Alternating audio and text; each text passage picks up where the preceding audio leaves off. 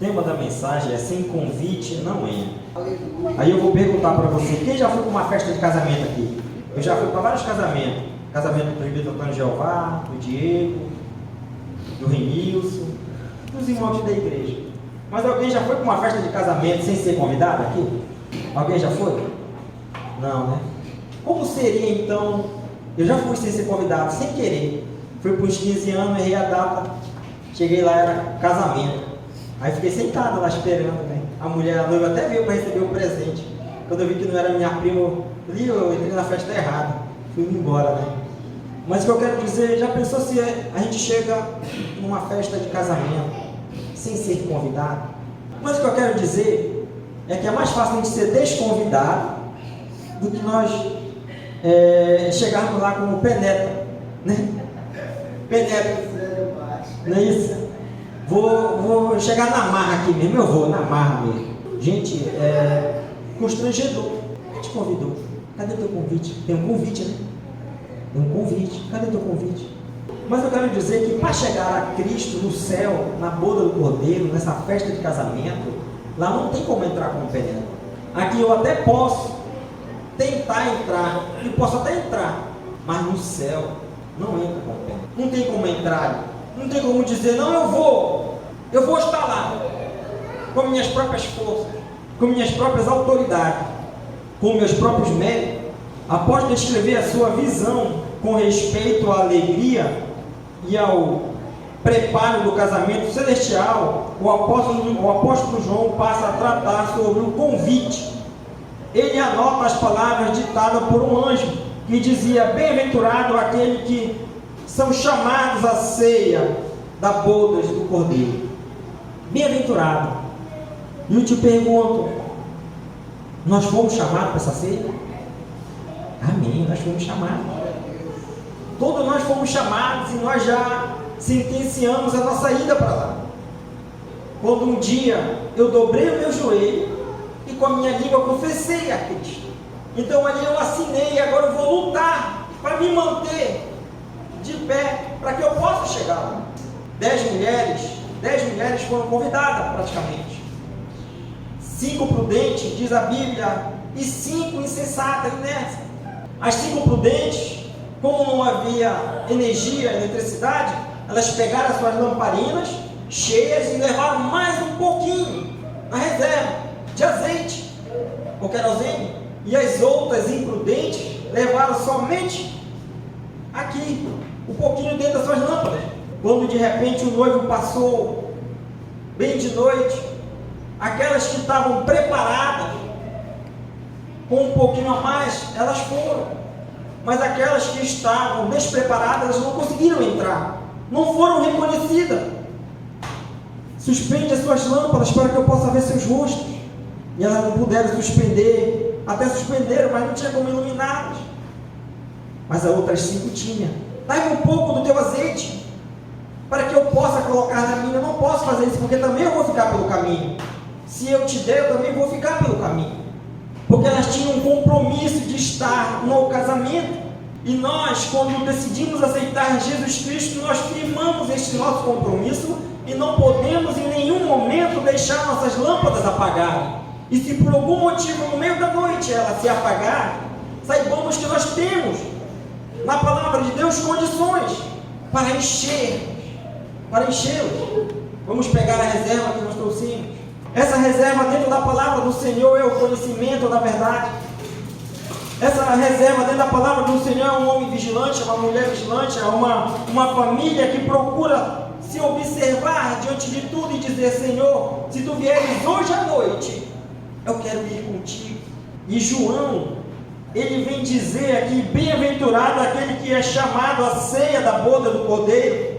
E está escrito assim, feliz os que foram convidados para a festa de casamento do Cordeiro. Que privilégio!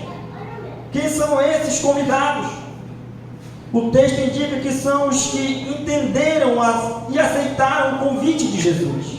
Já passou as eleições, e é interessante que o foco vai mudar agora, o cenário vai mudar. Vai sair aquele cenário de política, vai entrar outro cenário.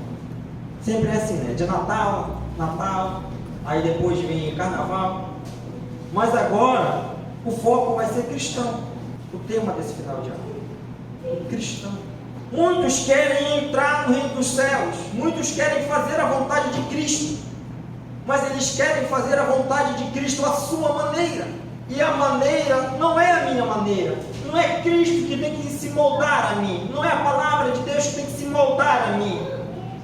Mas a palavra do Senhor nos diz que nós não temos que nos conformar com este mundo. E nem entrar na forma dele. Mas nós temos que ser transformados pela palavra do Senhor. Nós temos que ser edificados pela palavra da verdade. Porque sem esse convite para entrar na boda do Cordeiro, sem esse convite, gente, nós não podemos estar lá. Eu não posso ser um cristão de qualquer jeito, de qualquer maneira. Eu não posso ser um cristão que confia, que põe as suas forças num poder político. Não posso ser um cristão, porque a palavra de Deus nos permite e nos dá embasamento bíblico que nós temos que orar pelas nossas lideranças. Orá-las somente. Ora. Então, quando o povo de Israel começou a observar que eles estavam colocando Jesus Cristo como um homem político, autoritário, podemos dizer assim, é Ele que vem nos libertar, é Ele que vem nos salvar, é Ele que vai nos livrar da mão dos romanos. Eles não estavam entendendo que o Senhor estava vindo chamar eles à boda do Cordeiro também. O Senhor estava vindo lhes dar ali naquele momento o convite, pessoalmente, para eles entenderem que aquele sim era o noivo. O noivo estava presente ali, lhes dando o convite. Mas eles queriam de qualquer jeito entrar naquele reino. Eles queriam um reino secular. Eles não estavam entendendo o reino celestial, a nova Jerusalém, o novo céu, o novo corpo. Mas que convite é esse? Aquele magnífico convite estendido a todos. O Espírito e a noiva dizem: vem. E todos aqueles que ouvem, diga: vem. Quem tiver sede, venha, e quem quiser, beba da água da vida. Está em Apocalipse 2:17. Todos que respondem possivelmente receberão a salvação. Ou seja, todos que receberem esse convite receberão a salvação. Agora eu preciso ter uma manutenção desse convite. Eu preciso estar em manutenção. Não é somente eu crer e ser batizado que já estou salvo. Não preciso de mais nada. Muitos creem assim, mas pelo contrário, eu preciso ter uma manutenção. A palavra de Deus vai nos dizer que o jovem se apresenta a Jesus: bom mestre, que devo eu fazer para herdar a vida eterna? Com outras palavras eu coloco aqui: bom mestre, que devo eu fazer para entrar na boda do Cordeiro? Às vezes nós nos apresentamos ao Senhor com o que nós temos, com conhecimento, uma afronta até a Deus. E aquele homem, aquele jovem rico se apresentou e o Senhor olhou para dentro do coração dele: vai e venda todos os teus bens, vem e me segue. O Senhor não queria que aquele homem fosse dar ou vender, ficar pobre. O Senhor ali fez e colocou diante dele um convite: ou você aceita esse convite ou você vai recusar agora. E ele olhou e disse, primeiro o Senhor disse a ele: vai e segue todos os mandamentos, guarda eles, depois vem e me segue. E ele respondeu: Senhor, eu já tenho feito isso desde a minha meninice, desde quando eu era garoto, eu já venho fazendo isso. E o Senhor observou ali que ainda assim o Senhor deu uma oportunidade para ele, mas ele não quis. Ele queria entrar de qualquer jeito. Não existe no reino dos céus, não existe a entrada pela porta de trás. Não tem um programa chamado Porta dos Fundos? E é exatamente, não existe no céu essas portas do fundo. Há 12 portas lá, diz a palavra do Senhor. Há 12 portas, mas não significa que se eu não entrar numa, vai entrar na outra, não. Mas aquele jovem rico ali foi mais além. Senhor, eu já guardo os mandamentos, eu já faço isso. Então te falta algo, vai e venda todos os teus bens e vem e me segue. Aquele jovem recusou o convite da boda, porque ele queria entrar da sua própria maneira. Ele queria entrar dos seus próprios modos. E sem esse convite não tem como eu entrar ali. Não tem como eu chegar naquele convite. Não tem como eu dizer: eu vou de qualquer jeito. Quem ficará de fora desse convite? Os ladrões, os mentirosos, os feiticeiros, idólatras, todos aqueles que praticam abominações diante do Senhor, esses ficarão de fora. Mas o Senhor, Ele não quer que ninguém fique de fora. Todos os que recebem o posicionamento, há aqui uma observância de imagem, e os convidados e a noiva são as mesma pessoa. A noiva é a igreja e o convidado para as bodas são todos aqueles que fazem parte dela. Ou seja, eu sou a igreja e eu sou o convidado. Ou seja, eu sou a noiva e sou o convidado também. É interessante que o Senhor, Ele nos dá uma condição maravilhosa aqui. Eu tenho que entender que eu sou igreja. Eu tenho que entender que eu sou a noiva também. E ter o meu lugar como de lição, de submissão, de entender e ficar debaixo de uma mesma missão. E o escritor, ele vai mais além ainda. Aqui ele vai dizer, diante dos constantes aflições que a igreja enfrenta aqui na terra, a cena descrita por João poderia parecer uma miragem no deserto, ou um sonho utópico. Mas o mensageiro celestial fez questão de lembrá-los que tudo aquilo é uma promessa de Deus e que é fiel para cumprir as suas promessas. O Senhor, Ele foi preparar um lugar. Muitos cristãos já não esperam mais a vinda de Cristo, já não esperam mais o retorno do seu noivo. Muitos cristãos deixaram o seu convite pelo caminho, guardaram em uma mesa, encheu de poeira, mas muitos estão esperando. Muitos estão ardendo os seus corações por essa vinda. Bem-aventurado é o homem que aguarda a vinda do Senhor, diz a palavra do Senhor. Alegre este homem, ele espera o retorno do seu Senhor, o retorno do noivo. A promessa de sua vinda é repetida no Novo Testamento mais de 300 vezes. Portanto, a igreja pode confiar. Nós temos que confiar que o noivo vai vir buscar e resgatar a sua noiva. Você não está só. A igreja de Cristo não está só. Aconteça o que acontecer com ela, perseguições, ainda que feche nossas igrejas, todas as igrejas, um exemplo, ainda que a igreja do Senhor seja perseguida, mas o Senhor, Ele guarda a sua noiva, porque também ela guarda a sua palavra. Aquele que fez a promessa é fiel e justo para cumprir. Diz a palavra de Deus no capítulo 19, na segunda parte do versículo 9, que diz assim: e acrescentou, são estas verdadeiras palavras de Deus. As verdadeiras palavras de Deus.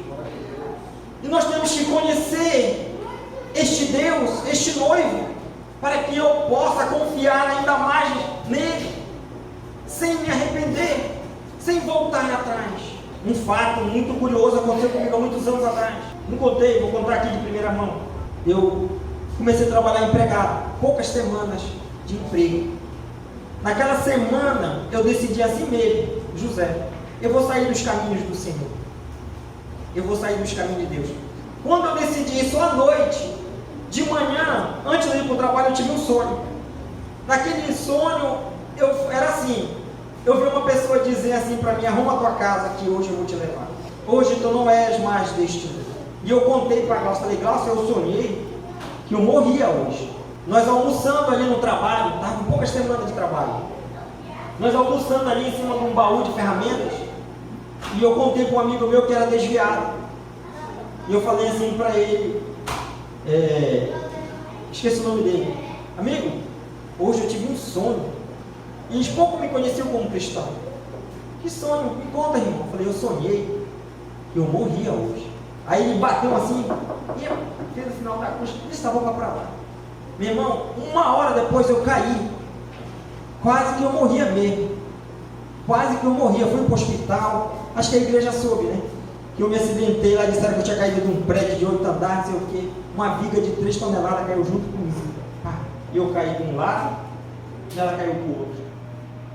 E desmaiou, porque eu caí de cabeça. Naquele dia ali eu entendi o sonho e a revelação que Deus dá para nós. Para onde eu fugirei do teu espírito? Se eu subo aos céus, lá tu estás, Senhor. Salmista Davi. Se eu desço a profundeza das águas, lá embaixo, ali tu se faz presente. Se eu desço ao céu, bem lá embaixo, ali também tu estás presente. Para onde eu fugirei do teu espírito, da tua presença? Não tem lugar. Uma vez que eu e você colocamos a mão sobre o arado, em hipótese nenhuma, nós podemos voltar atrás. Ainda que nós tentemos fugir, não vamos conseguir. Não foi assim que aconteceu com o profeta Jonas? Senhor não mandou ele ir para Nínive, ele foi para Tarso. E ele começou a afundar. Ele começou somente a cair. Quando aquele grande peixe, depois de que ele se arrependeu, vomitou ele naquela cidade do qual o Senhor tinha mandado. E às vezes nós esquecemos do propósito de Deus para nossas vidas, que nós estamos convidados. Nós estamos com um convite em nossas mãos. E às vezes nós queremos deixar esse convite esquecido pelos prazeres que o mundo oferece. Entre aspas, coisas boas, mas que no final de tudo isso, diz o Senhor, a morte, a desgraça.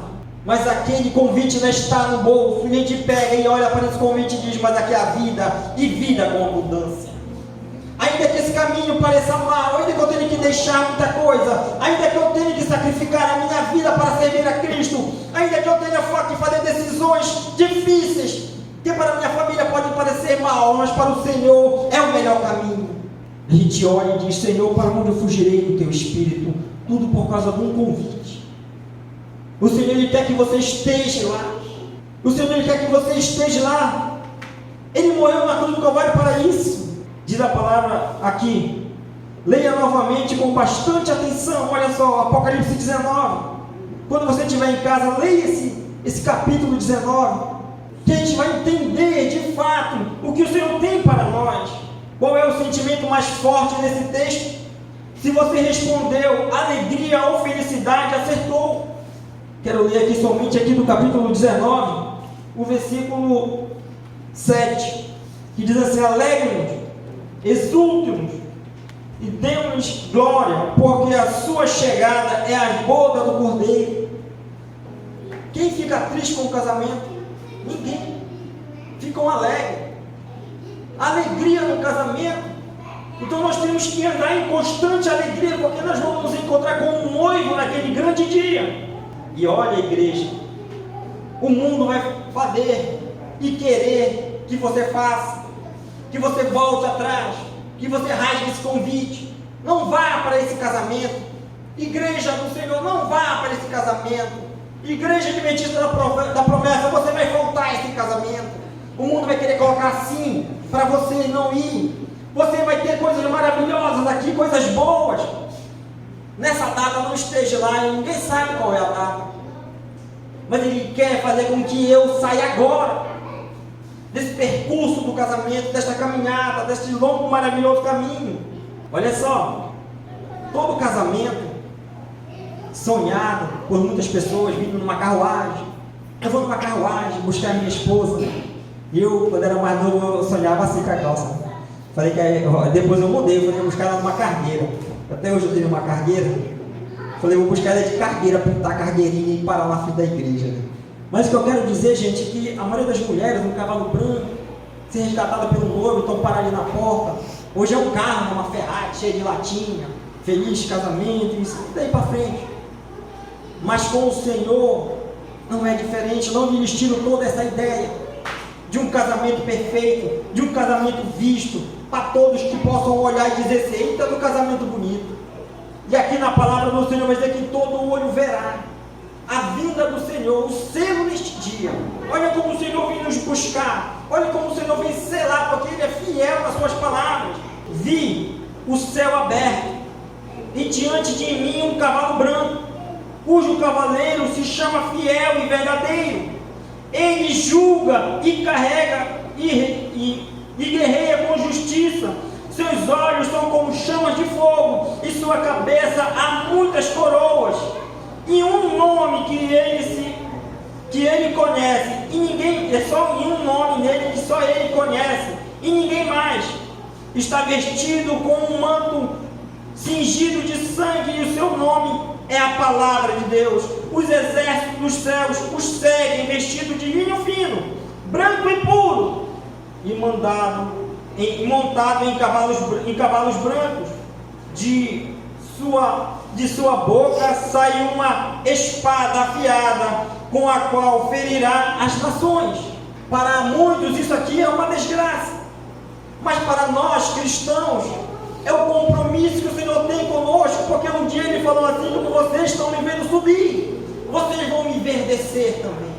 E nós esperamos, porque a palavra do Senhor é fiel e justa. Os seus olhos são como de fogo, Ele vê não somente o que eu vejo, mas o que está escondido, o que está oculto. E ele vem julgar com justiça, a sua roupa fina. Os seus anjos vêm junto com eles, montados também em cavalo, não para lutarem, mas só para acompanharem o noivo. E é isso que nos fortalece, nos chega a dizer: ora vem, Senhor Jesus, ora vem, Maranatas, ora vem, Senhor Jesus. Esse tem que ser o nosso cântico de alegria, que o Senhor ele vai chegar diante de toda essa humanidade. E muitos que deixaram o convite de lado, naquele dia não vai ter mais arrependimento, naquele dia já não vai ter mais como dizer: Senhor, eu quero te aceitar, porque ele foi, e quando ele vir como juiz para dar a sentença, e vai resgatar a sua igreja. É isso que nos conforta. Por isso que o cristão, ele não pode ter em mente que Cristo está tardando. O ano que nós temos aqui, de 365 ou 6 dias, podemos dizer assim, não é a contagem de Deus. Ele é atemporal. Nós somos temporais, eu conto o tempo. Ele não. Um dia para ele é 1000 anos. 1000 anos para ele é um dia. Um dia para mim é 301 ano, 365 dias, não sei quantos minutos por dia. Mas o que eu quero dizer é que nós contamos o tempo e ele não. Ele vem buscar o seu povo de uma forma maravilhosa. Por isso que nós temos que lutar todos os dias para nos manter firmes na presença do Senhor, para nos manter íntegro. Ele é justo, ele está vestido de um puríssimo linho e fino. E isso nos faz entender que ele é um noivo cada vez mais, vindo para que eu venha entender que ele opera maravilhas no nosso meio. Naquele dia ele vai olhar as lâmpadas acesas, mas não mais físicas, mas dentro dos nossos corações. A palavra de Deus dentro de nós, gritando, dizendo: escondi, Senhor, ela no meu coração. Você é a candeia agora.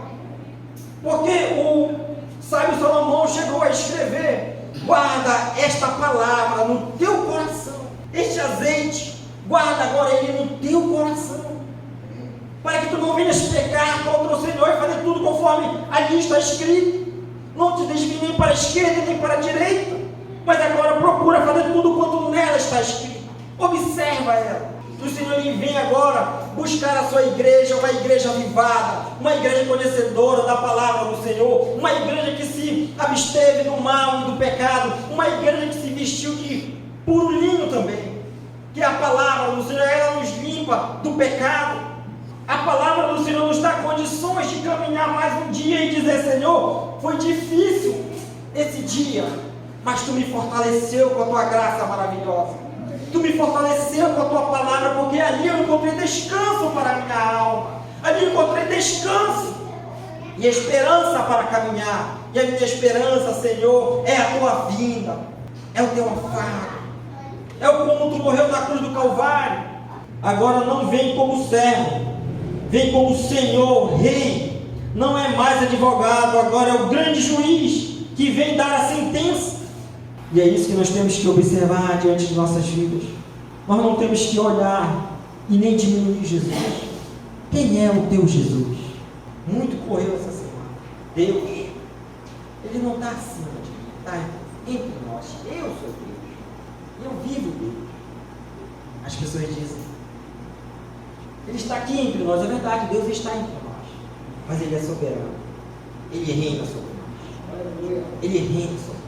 Uma vez que o Senhor lhe é afrontado, o povo de Deus ele observa aquilo ali e olha para dentro da palavra do Senhor, e o Senhor ele vai nos dar condições para dizer: Senhor, vem em nosso auxílio, vem em nosso socorro.